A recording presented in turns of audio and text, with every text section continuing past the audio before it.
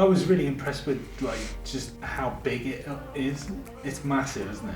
They're big houses, yeah. You know, you look at something on a plan and you can show people plans, but they don't really, it's very difficult to feel volume.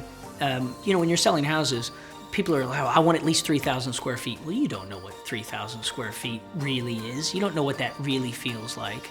It depends on how it's laid out. You know, it depends on, to a certain degree, it might be ceiling height or windows, or there's a lot of other factors. So that's kind of a starting point for people, but it's really when you walk through the house and you walk in and you feel these spaces, that's what they're buying, really. They're not buying 4,500 square feet. They're buying a house that feels like this. And when I take people around, that's what's exciting to me, is they're like, oh my God, you know, this is amazing. Look at the views and look at the size of this room and the volume of the, you know, the vaulted ceilings and whatever. We're not about how many of these, you know, 4-bedroom cracker boxes can we sell. We're about creating something that people just really fall in love with, and this is like their forever house. And that's our passion, really, is to try and build something that people love. It's an important purchase. You know, for most people, it's the most important purchase. And it affects how you live and how you feel about yourself and the world and life. You know, you spend a lot of time in your house. So I think it's important to try and live in a place that's beautiful and that's ergonomical, that works for you, that's a place that you just can't wait to get back to.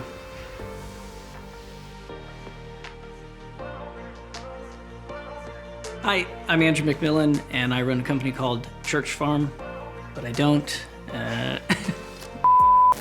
Hi, I'm Andrew McMillan, and I run a company called Fountainhead Ventures, and we are developing a project called Church Farm, and this is episode 2.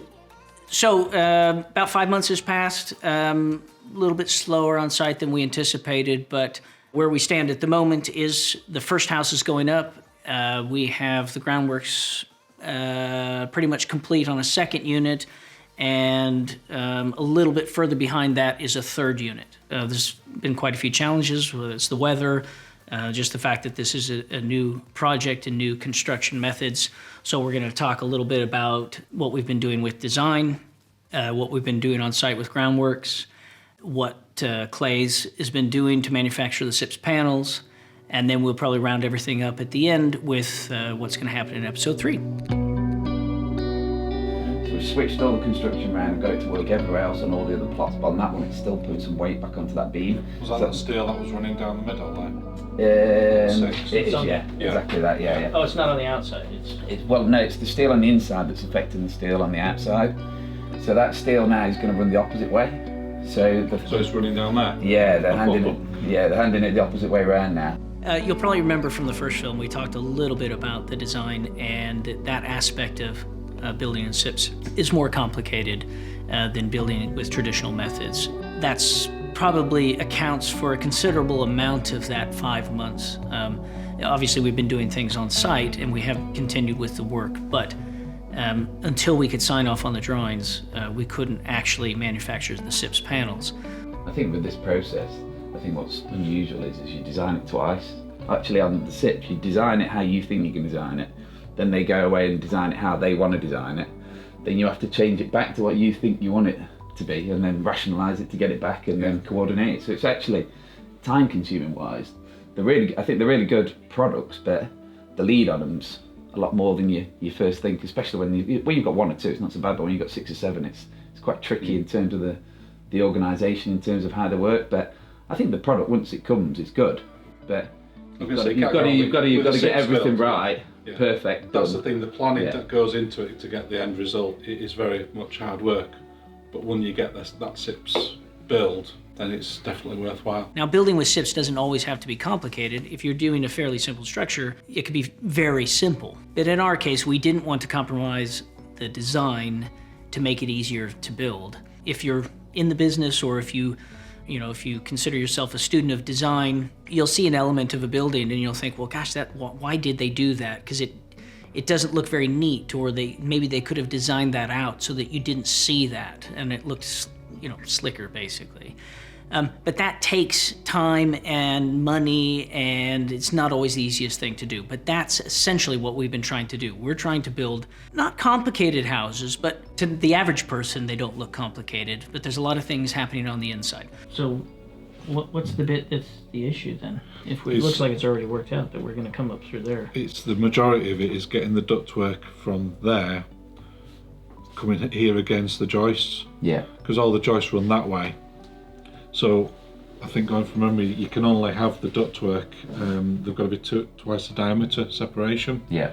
MVHR is mechanical ventilation with heat recovery, and it's a centralised system in your house that provides you with fresh air all the year round. So it recovers the heat from the air leaving the building at the time and passes it past the fresh air coming in. So you get the benefit of recovering the heat from your house rather than like a conventional system of extraction where you just dump the heat out of your house. The heat recovery system, the mechanical ventilation, MVHR, we had to look at how we were going to run all of those systems within the structure so that we had holes in the right places. We might have pre-cut holes in steels, in joists, which way the direction the joists are going in order so that we can get those, all that ducting in place.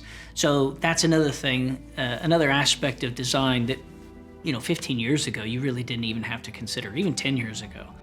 But now all those are crucial to a modern house, particularly sort of an eco-friendly house such as this. And by eco-friendly, I mean it's highly insulated, triple glazing, all that kind of stuff. So from my point of view, it's a bit of a no-brainer.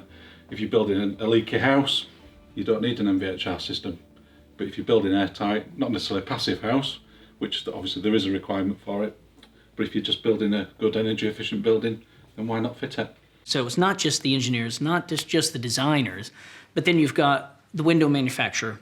They had some unusual things that we had to work around as well. So we ended up having to go back and change little things within the window openings, maybe the thresholds. We needed section design details, but that's another element that has to be designed at this stage, because the windows are already being manufactured now, and that's on the back of the SIPs design. There's no on-site measurement, so everything has to be very precise. But hopefully then that means everything happens quicker once we're on site. You'd have to bring whatever you're doing up to the top centre, to this, between those 2 points, because that's where there's the ceilings going in, and then run them that way and that way across.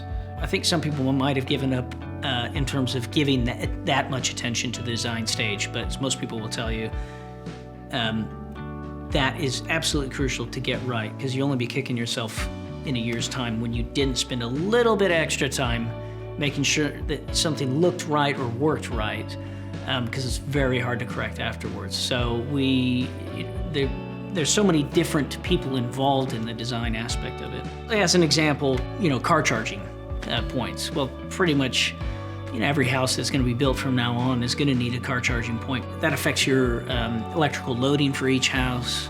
So it's all stuff that needs to be considered. And so as difficult as it was, it is an absolute important stage. And I think because we spent as much time as we did on it, I think that's going to pay dividends now that we're building it.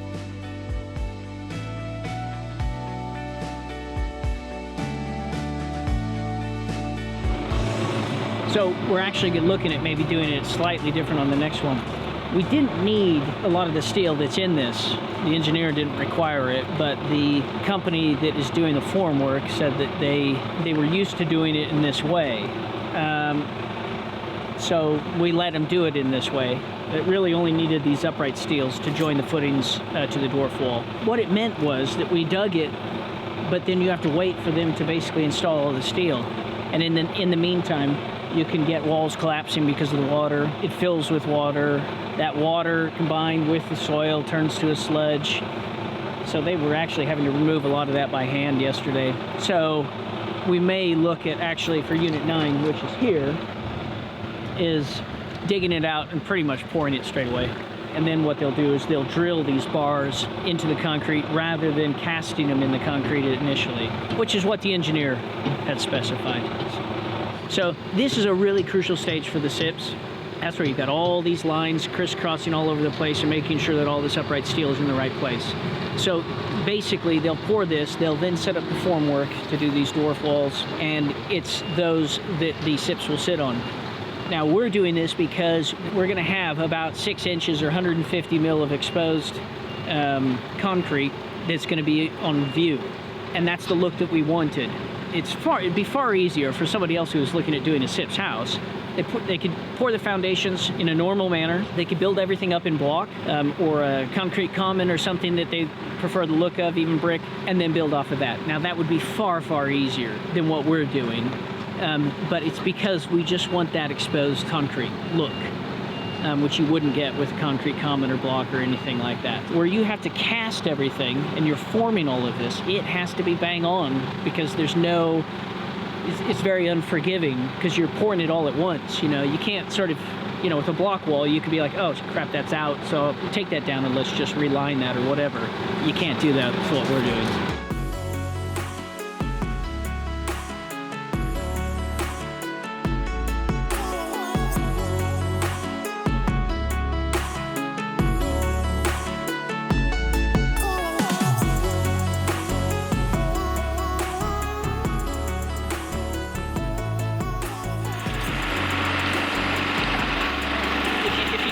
Inside there, you've got 3 stop ins. So you've got 1, 2, 3. Actually, I'll need to ask you a question about that. Actually, we just have to open it up. Right. So basically, we've got 3 stop ins here. We've got to leave those sections out because we've got steel posts that have to go in there, and they have to be encased in concrete. So that we'll have to come back and pour those little bits. Which we'll probably pick up when we're pouring something over there. So you've got 4 positions where these steels got to go in. So again, that was another added complication. We only have that on 3 of the units, though. Can you just talk through like the effects of the weather that we've had? What's that done to site? You know, November and December were pretty poor, but not in comparison to February. Storm Kira's arrival lived up to the forecaster's warnings. In Yorkshire, the rising waters left residents in a desperate race to protect their homes. Unfortunately, the way it landed for us is we were doing a lot of groundworks in the winter months, which you like to avoid if you can, but heck, you got to build all year long, so sometimes it happens. At the back of plot 6, next to the vicarage, we planted 3 very mature trees. It'll probably cost us best part of 5,000 or 6,000 pounds to plant these 3 trees, and all 3 of them got pushed over by the wind. Now, luckily, nothing snapped. They literally just took the ball root with them and just all leaned over on each other. So we have replanted those now, and I think they're going to be okay. But you know, obviously, there's a cost to all that kind of stuff, and time, and it's difficult. But that's construction, and that's partly why companies are looking at innovative ways that they can do more off-site. The problems with construction are everything on-site. It's very rarely is it something, you know, you don't have a problem with something that is manufactured somewhere. It's putting that together on-site, and weather is the biggest problem. But that's construction.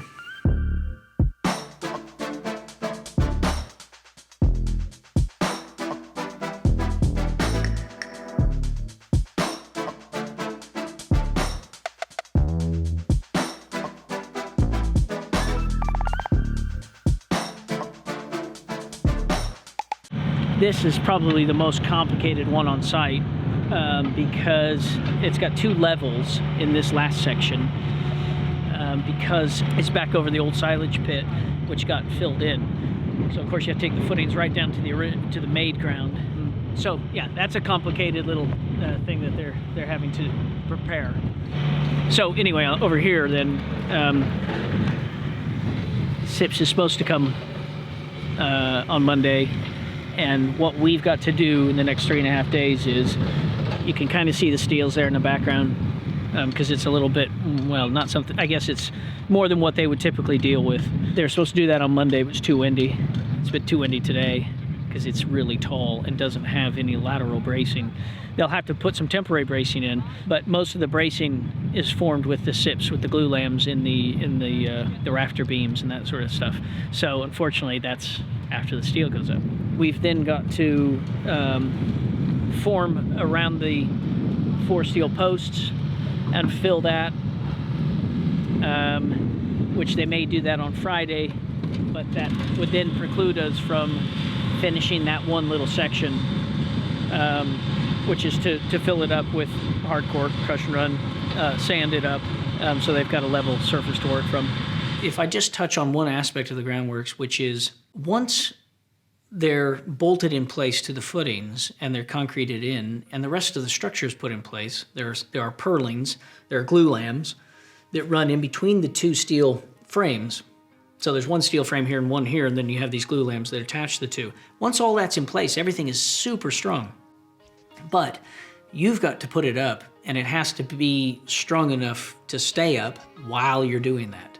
And that was the problem.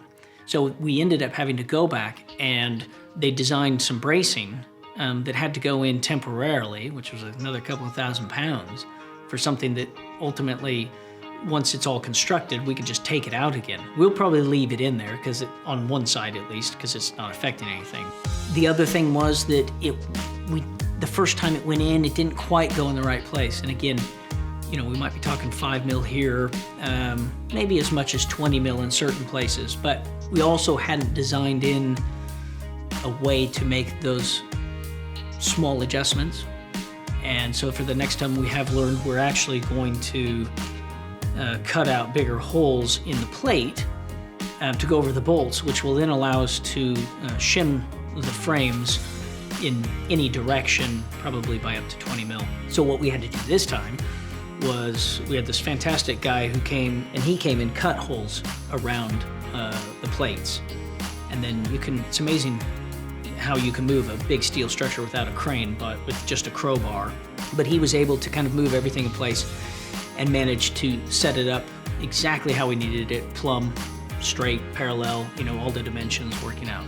That was complicated. But we learned something from that, and I think hopefully for anybody watching this, it's something that hopefully they can take advantage of what we had to work through and make it easier for themselves. I mean, like any building work, you don't have to know how to do everything. You just have to be willing to read and ask questions, and you know, be able to problem solve and that sort of thing. You know, construction is, I mean, there's skills involved in it, but this kind of stuff is not about skills. It's about problem solving, having the right people who do have the skills, organizing things in the right manner. Once this first one is up, everybody will be much more relaxed about it. Even the architect says he's, you know, waking up in a cold sweat every night, just because the tolerances are so small for the steel. The engineer and the architect have a drawing, which the architect overlays the 2 to make sure that those are right. Then the steel manufacturer, they create their own sort of drawings for manufacture, and the architect overlays that. So all 3 are overlaid. The window manufacturer, that gets overlaid as well. In fact, just before we ordered the windows, I think the big glazed screen they didn't have quite right, and luckily he had overlaid everything and saw that it was they needed to adjust it slightly. So that's a lot of pressure when, you know, for the barns, for example, which we've been cracking on with, I guess, but that's so simple in comparison. How do you need to approach construction when you are faced with lots of things that are out of your control? How do you deal with that? I've had experiences where something's gone wrong, and the contractor's like, well, I'm not paying for that, and I don't think that's fair, and I shouldn't have to do that. And you know, a lot of times I'll just say, well, let's work on it together. Let's see what we can do. And you know, you need to make money, I need to make money. Let's just figure out a way that we can both go away, you know, at least happy that we resolved it, and you know, we'll share in the cost or whatever. Whereas a lot of developers and contractors have this adversarial sort of relationship where, you know, I've seen developers just like, no, that's your problem. You know, I'm going to sue you. That, you know, it's just that never works. You as far as I'm concerned, if I can't rely on somebody that I've worked with for a long time doing what they say they're going to do, I mean, obviously we have a price and we have an agreement on what's going to happen, what they're going to do. But so many people rely on a formal contract, and then think when everything goes wrong that they just need to go back and go to this contract and say, no, you need to do this, you need to do that. And that just immediately creates a situation where people are just no longer working together. They're working for themselves. I just like to think of it as that we're all trying to achieve the same goal at the end of the day, and you have to be careful about what contractors you choose to work with, because if they don't have the same attitude, you're not all pulling in the same direction. If it's all just about them, it's difficult.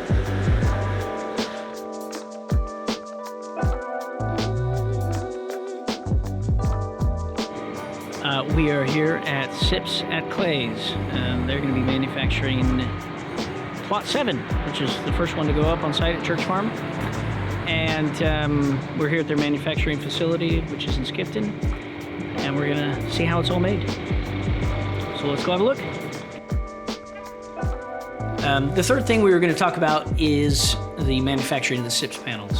Obviously, once everything is signed off 100% from the design, they can then create a cutting package, which is basically all the plans broken out into the pieces that need to make up that house, which is kind of complicated in itself, because it's not just like, well, I need a wall like this, but the wall is made up of components that have got different lengths, different widths, a raking cut, an angled cut, and other sort of structural elements peppered in there as well. And we're going to show you the process as it happens in their manufacturing facility.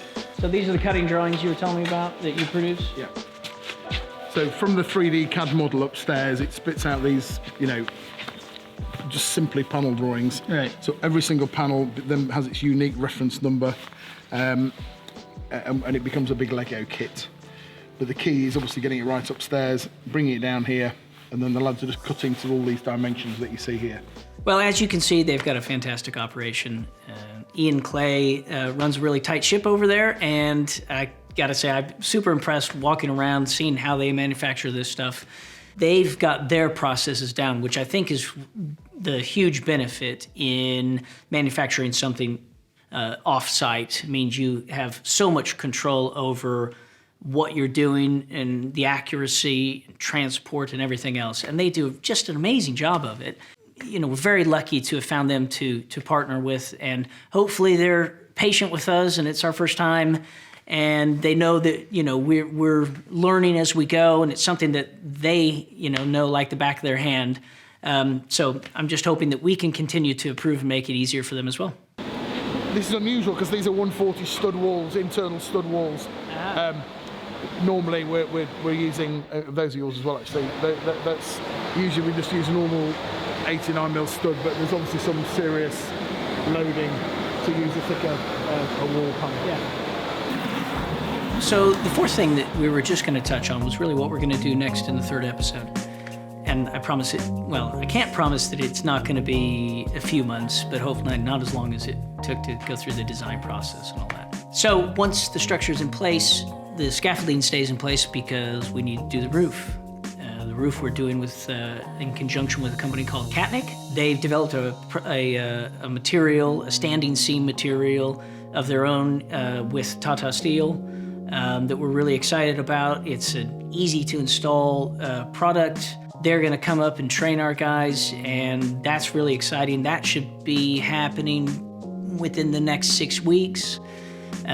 We've got Siberian larch coming down from Scotland. The Siberian larch is actually from Siberia. It's coming from a company called Russwood in Scotland, who produce and source some of the best grade Siberian larch. That's what we're using externally. The windows arrive March 23rd, so we're going to obviously be filming the installation of that. That should take about 2 weeks to put all those windows in, and there's some massive, massive windows. Fingers crossed that all goes well. So that's the kind of thing we're going to be showing in our third episode, is kind of how everything gets finished off, and we turn that kind of SIP structure into something beautiful. But that concludes episode 2. hope you enjoyed it, and thanks for watching. And please stay tuned for episode 3. If in the meantime you would like to contact any of the people that we're working with, please look below for links to their websites. Feel free to subscribe to this and share with your friends. I hope you enjoyed it.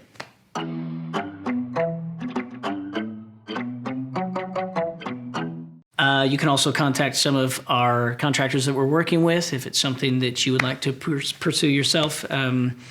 So yeah, bye. Why? Pursue.